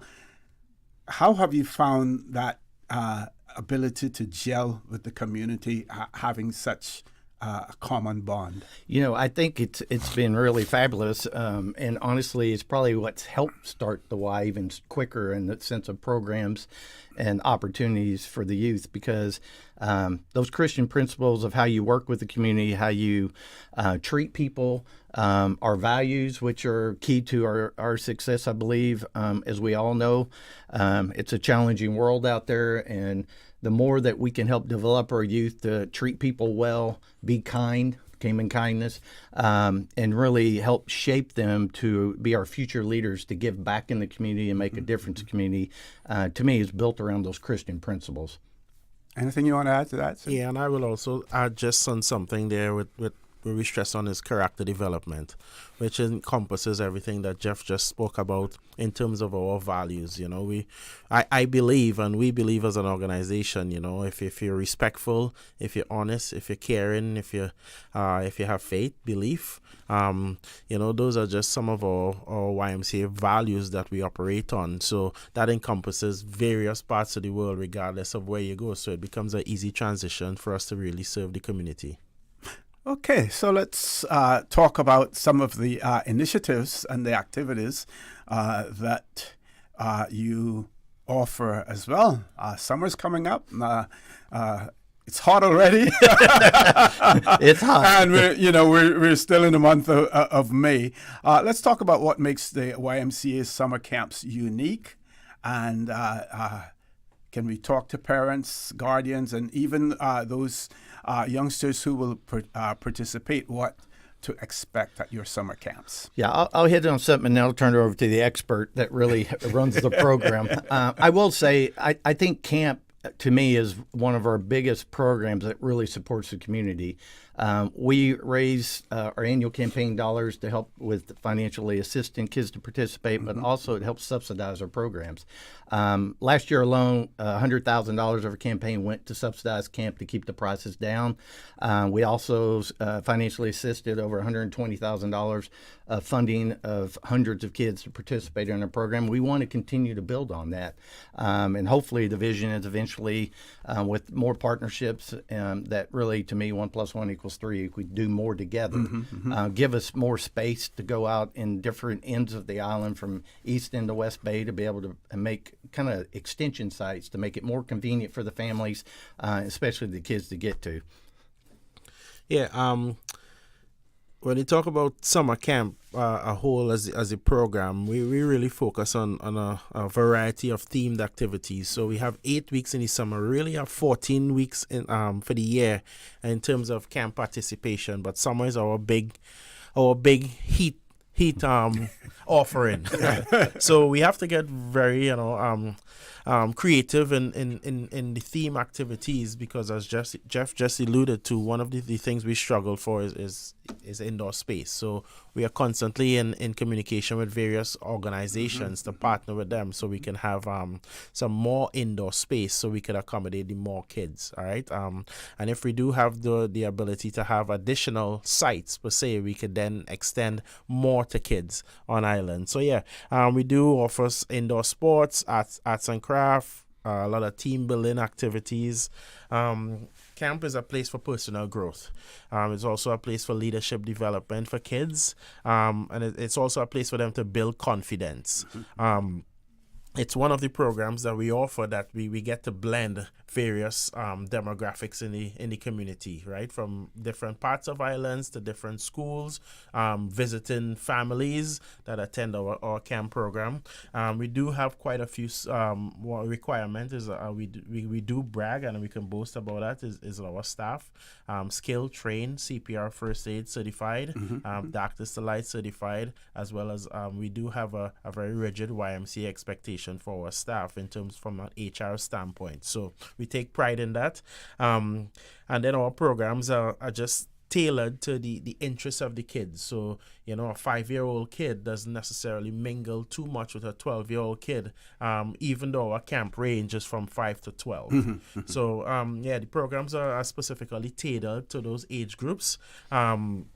And then we really focus on community engagement. That's where we partner with different organizations, and we do try to get kids to cover all the cardinal points on Avenue, on Island, where in the north, south, east, and the western districts to see because you do have kids that go to school in West Bay that doesn't really venture in the eastern side of the district throughout the school year. So we do try to provide that opportunity that we cover all our bases around Island in our programmatic schedules. The length of your camps, can you speak to that as well? How long do they run? A typical camp traditional day is from 8:30 to 4:30 because we really have parents in mind. It's a flat fee of $285 for the week. And that covers from an 8:30 drop-off to a 4:30 pickup. We do have an additional $35 where you could do an extended hours drop-off from 7:45 and pick up as late as 5:15 because we do understand there are some families that they can't just leave their job and pick up at noon or pick up at 2. So we do have families in mind, which is a big part of our mission as we talked about for all. So when we're planning programs, we do have parents in mind to make sure that we are covering their bases. And those who are interested in registering, let's put out some information out there for them. We are on all social media platforms. The easiest one is our website, so ymcacayman.ky. All our information is on there in terms of camp, and on all the additional great stuff that we are doing as an organization is usually listed there under our program section.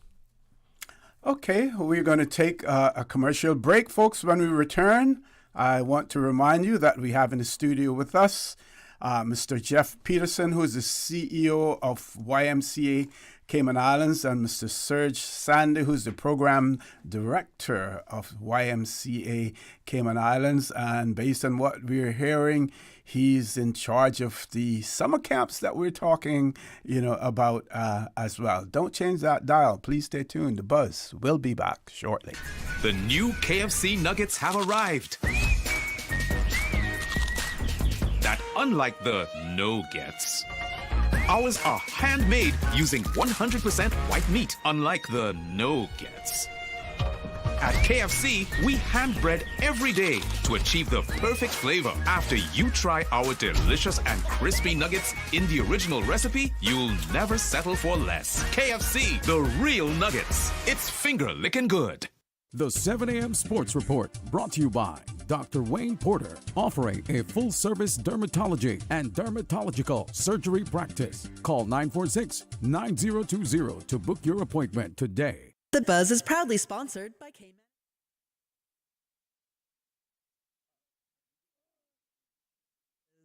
Tune in every Monday through Friday at 12 p.m. for Radio Cayman's Midday Newscast. Radio Cayman, the People's Station, your trusted official source for the latest news. The 12 p.m. news is proudly brought to you by Health City Cayman Islands. World-class healthcare within your reach. The 8:12 a.m. weather report, Monday through Friday, is proudly sponsored by CG Britke. Insurance, health, pensions, life, where people come first. The Buzz with your host, Kathy Miller.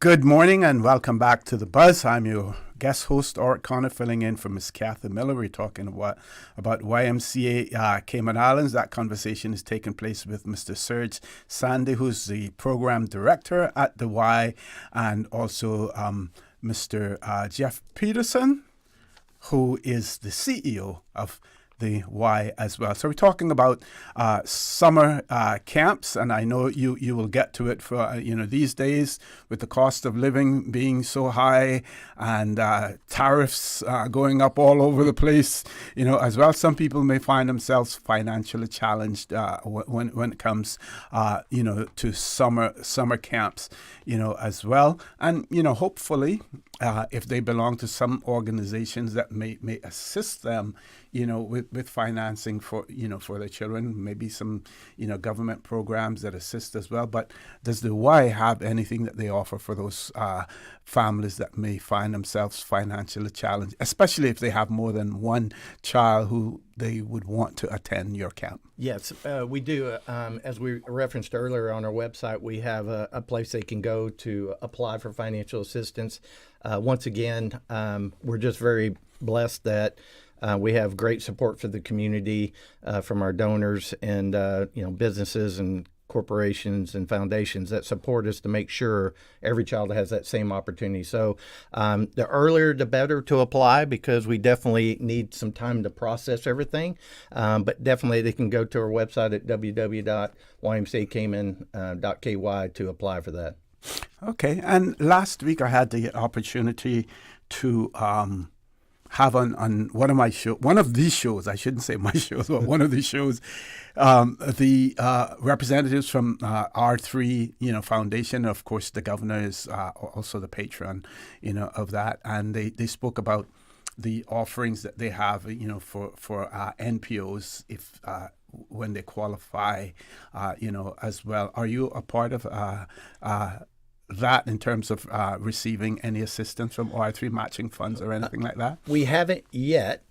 We are in a process, and they do such great work of supporting the community and all the funding they put out into the community to make a difference. So we are hoping in the near future we're on that list, and just waiting to hear back as we wait patiently. So. Well, hopefully someone is listening in this morning to the Buzz, and they will take that into consideration, as well. We don't have a whole lot of time left, maybe 10. I don't know if we can go over an additional 5 minutes or whatever, but I want to give both of you, Mr. Sande and Mr. Peterson, an opportunity to get those important points across that you want to get as far as the summer camps and anything else about the Y, contact information, anything that you feel that is extremely important for us to get out there to our listening and our viewing audience. Well, I think a big thing while we do have summer camp on the cards, I think one of the biggest things we have right now upcoming is our annual raffle. Okay. And our raffle that we give away $100,000 for first prize, $25,000 for second prize, and $10,000 for the third prize. So that's something this is in the third year. It's not new to the baseball community. We have just kind of upped the stakes, and this is the third year we'll be giving away $100,000 for the first prize. So the drawing of that is going to be June 4th. We usually have June 14th. Sorry, we usually have a couple of the young baseball players. They're the ones that draw the lucky winner of that $100,000. So to get your tickets, again, you can go directly to our website, ymcacayman.ky, or you can visit the Field of Dreams to purchase a physical ticket. When you buy a ticket online, you do have the ability to come and collect a physical ticket. So that's $100 for one ticket, and that gives you a chance for $100,000 and as we were just covering, financial assistance and the importance of that can go a really long way. So you don't have a chance if you don't have a ticket.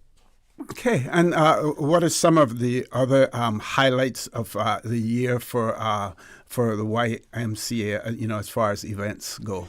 We don't have a lot more events from the Y standpoint, but we're a host site for the big Halloween event that takes place out there over a week or so.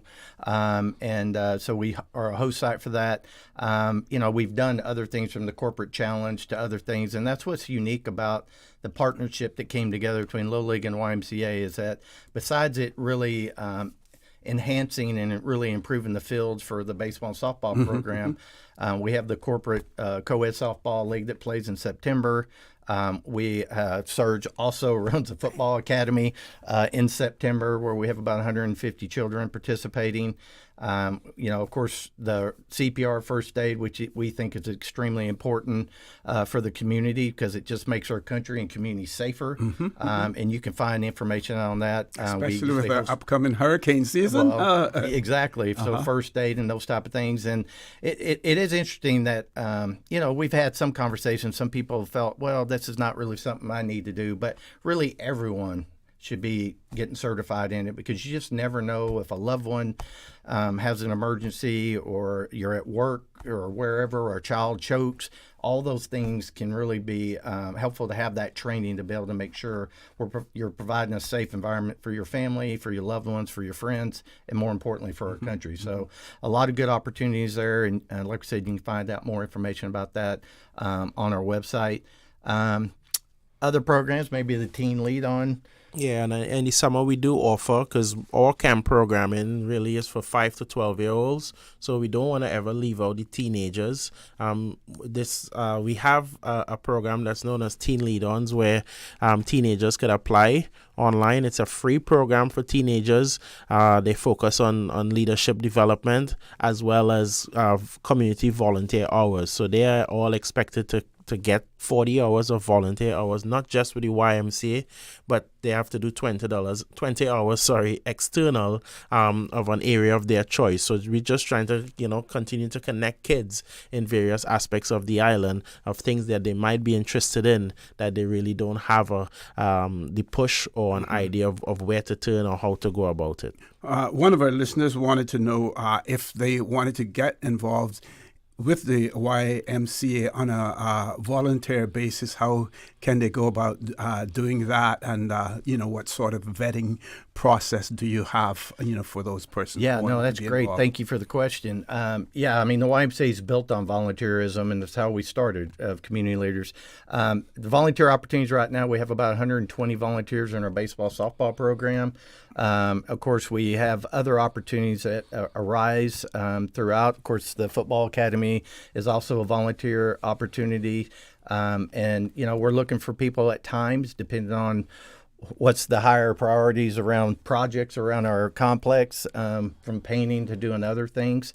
As we move forward, there will be more volunteer opportunities with programs and events and those type of things as we move forward. But tell them basically that you could reach out to the YMCA either by email, or you can call us at 926-9622 or reach out to Serg or I. We'd be glad to have a conversation. But we do have a process to go through, and we want to make sure the individuals we have that have been basically checked out, making sure that if they're coming on property with kids and other things going on, that we have people that are there for the right reasons. So let's talk a little bit about healthy living, not only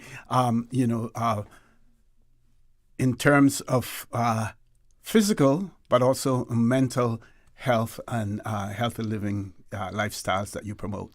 Yeah, I think all our programs do a great job of kind of building that spirit, mind, and body. We definitely focus around helping build that self-esteem and confidence and inclusiveness, making sure every child feels comfortable where they're at. They're getting to make new friends. They're learning what it means to be in group work and build relationships. But all our activities are active. I mean, they are, if it's our sports programs that we have mentioned, where they're getting physical activity to being encouraged and inspired. I think all the programs really hit an impact when it comes down around the spirit, mind, and body. Okay. And you can we talk a little bit about the ropes program? Oh, sure. Right. Yeah. Serg does that too. What doesn't he do? I know, exactly.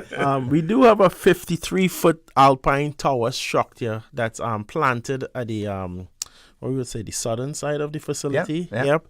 That usually seems to be an element of surprise for a lot of people that visit the facility. So what we use that for is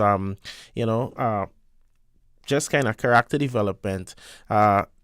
you'll be surprised working with troubled, quote unquote, kids. The communication that you'll be able to have with them hanging 40 feet in the air, then they really respond to following instructions and listening to their peers. So that's a experience that we use it for birthday parties. We use it for team building activities in our camp program. Kids get to climb it. It's a outdoor freestanding apparatus, I would say, that you're connected to a rope with a harness. Various times of the year, we have had people from CUC, we have had people from the regiment, we have had, we have had actually the current standing deputy governor was the first person to ever attempt to climb the tower after it was built. That was several years ago, and he's still standing, so we know the safety is one of our paramount.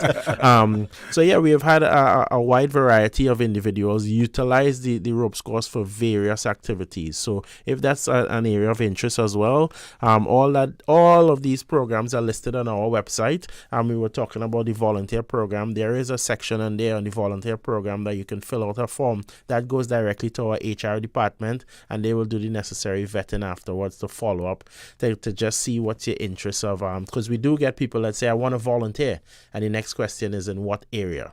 Well, I don't like kids. Well, that's kind of a problem.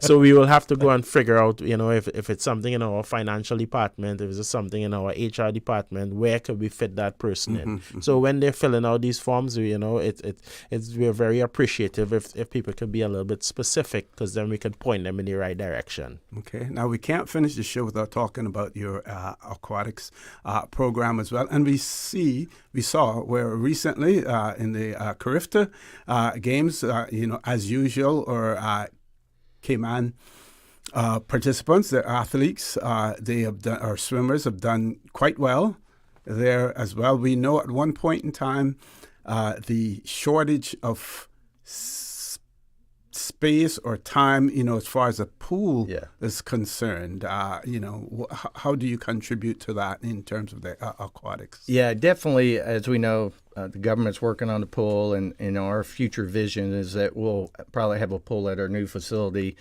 down the road here. But our aquatics program is a little bit stagnant right now just because of trying to find water time to be able to teach it. We do have a focus, especially going in this summer, where kids that are in our camp can participate in some classes, because really safety around water is extremely important, and the great work that the Flowers family's doing with the children in the school is extremely important. We hope to build on that as we move forward, because it definitely is needed, especially for adults too. So as we move forward, we will be building more on that, and hopefully be able to have more water time to be able to impact more lives. Okay, I want to give both of you an opportunity for some closing comments, as well. We'll start with you, Mr. Sande. Yeah, again, get your ticket for the annual raffle. That's going to be drawn on June 14th this year for $100,000, and as well as any information you require regarding our summer camp program. My information is on there. That's Sande, so Sande at YMCA I'm happy to chat with future campers as well as future community partners as well. So if this is something that you would like to partner with us on moving forward, I'm happy to discuss. Okay, Mr. Peterson? Yeah. First of all, thank you again for having us. And really to the community, the YMCA is your YMCA. It's here to serve. Our goal is to continue to build up our programs for youth, but as we move forward to more adult programs that really impact and really are what the interest of the community are. And as Serg said, to me, partnering with other organizations, like-minded mission, that really want to impact the community together. We always listening, and we truly appreciate the support of all our donors and the community leaders that truly make it. We have a great staff team and a great board that are working hand in hand to really serve this community, and we're very proud of that. Okay, gentlemen, on behalf of Radio Cayman, our staff here, as well as the wider Cayman Islands, we want to dispense a big thank you to you this morning, Mr. Peterson, CEO and Program Director, and Mr. Sande from the YMCA Cayman Islands. We certainly appreciate the valuable work that you and your organization do and that you continue to do in our community. All of the best. Folks, I want to encourage you to be sure to join us for more exciting conversation on The Buzz right here on Radio Cayman. That will be on Thursday, this coming Thursday morning as well. I will also be guest hosting again. Big shout out to YMCA Cayman Islands for the excellent job that they are doing, and they will continue to do, and with more they can do more as well. Folks, have a great day and God bless. Sponsored by Cayman Insurance Center, specializing in property, life, and other lines of insurance products and services. And Kirk Market, experience a world of choice. And by Yum, daily school lunch menus are available to browse on the Yum website. Just visit yumcayman.ky for more info. Shaken yet standing.